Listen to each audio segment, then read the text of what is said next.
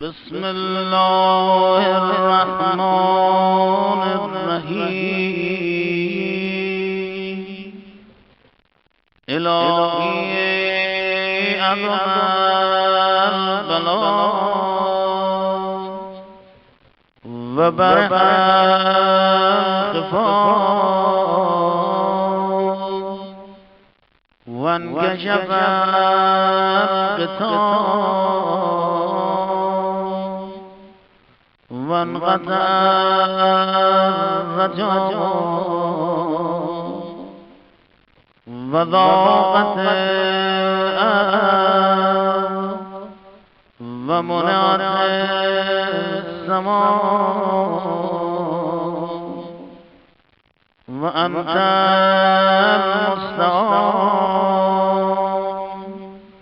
وإليك المشتكى وعليك المغفل في الشدة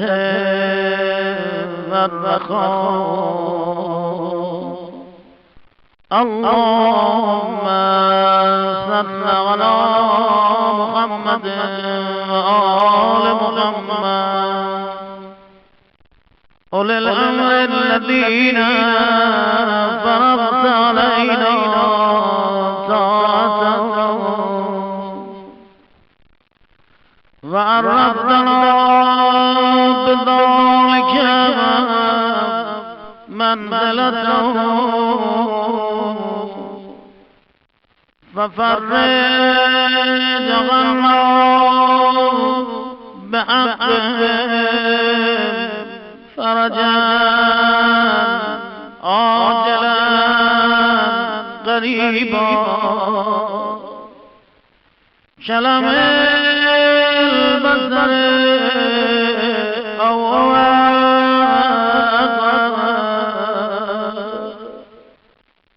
يا محمد يا علي يا علي يا محمد اكفياني فإنكم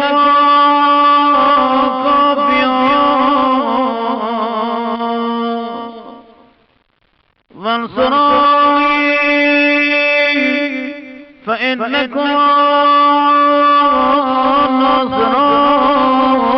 ناصرون يا مولانا يا صاحب الزمان الغوث الغوث الغوث أدركني أدركني أدركني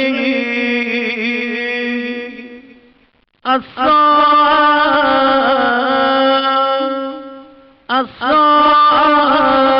الصائم الصائم العذاب العذاب العذاب يا أرحم الراحمين بحق محمد وآله